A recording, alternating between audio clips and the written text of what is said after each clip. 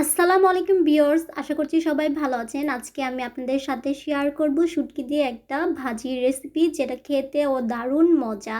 রুটি, পরোটা, ভাতের সাথে যেকোনোটার সাথে জমে যাবে। চলুন শুরু করা যাক। আমি এখানে ২টা মাঝারি সাইজের আলু নিয়ে নিয়েছি। আলুগুলাকে ছিলে দেন কেটে নিয়েছি মোটা মোটা করে, তারপরে ধুয়ে নিয়েছি। দেখতে পাচ্ছেন যে কতটা মোটা করে নিয়েছি, আলু ভাজির থেকেও মোটা। আর এখানে সিম নিয়েছি, সিমগুলো বাতি সিম অ্যান্ড দেন বিচি সহকারে কেটেছি। বিচিগুলো জানি ভেঙে না যায়, মানে কি কেটে না যায় সেভাবে খেয়াল রেখেছি। দেখতে পাচ্ছেন মোটা মোটা করে কেটেছি। এখানে নিয়েছি এক মোট চিংড়ি মাছের শুটকি, দেন একটা বড় সাইজের টমেটো যেটাকে একটু মোটা মোটা করে কেটে নিয়েছি। দেন নিয়েছি একটা পেঁয়াজ কুচি, অল্প পরিমাণ ধনিয়া পাতা কুচি, 4টা কাঁচামরিচ ফালি।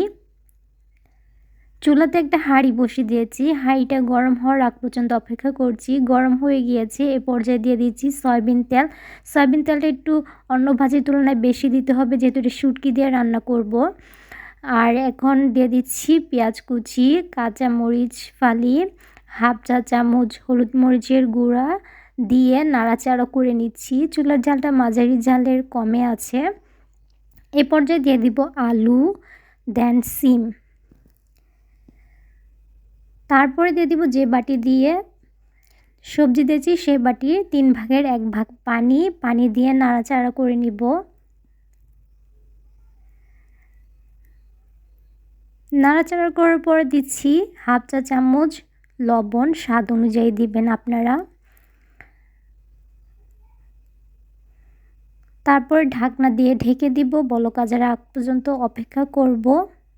বলক চলে এসেছে, এ পর্যায়ে দিয়ে দিব শুটকি দিয়ে নাড়াচাড়া করে নিব। আর ভাজি বারবার ঢাকনা খুলবেন না, নাড়াচাড়া করবেন না, খেয়াল রাখবেন যে কতক্ষণ পর পর খুলতে হবে যারা নতুন রান্না করেন, না হলে দেখা যায় যে ভাজি অনেকটা ভেঙে যায়, সবজি বা আলু এমতো হয়, এটা খেয়াল রাখবেন। সিদ্ধ প্রায় হয়ে এসেছে, দেখতে পাচ্ছেন পানি অনেক শুকিয়ে গেছে। এ পর্যায়ে দিয়ে দিচ্ছি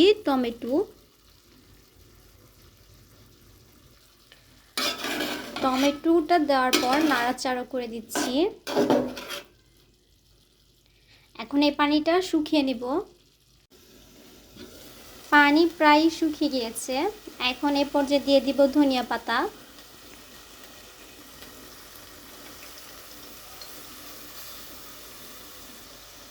এখন কিছুক্ষণ ভাজা ভাজা করে নামিয়ে ফেলবো। ভাজা ভাজা হয়ে গিয়েছে, দেখতে পাচ্ছেন তেলও বেরিয়ে এসেছে আর কালারটা খুবই সুন্দর এসেছে। তো এই পর্যায়ে নামিয়ে ফেলবো।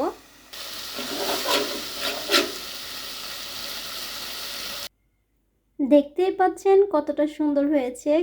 দেখতে যতটা সুন্দর, খেতেও ততটাই মজা। এই ভাজিটা ভাত দিয়ে, গরম ভাত দিয়ে খেলে খুবই অসাধারণ লাগে। একবার হলেও বাসায় ট্রাই করে আমাকে জানাবেন আপনাদের কাছে কেমন লেগেছে বা খেতে কেমন। সবাই ভালো থাকবেন, সুস্থ থাকবেন। আল্লাহ হাফেজ।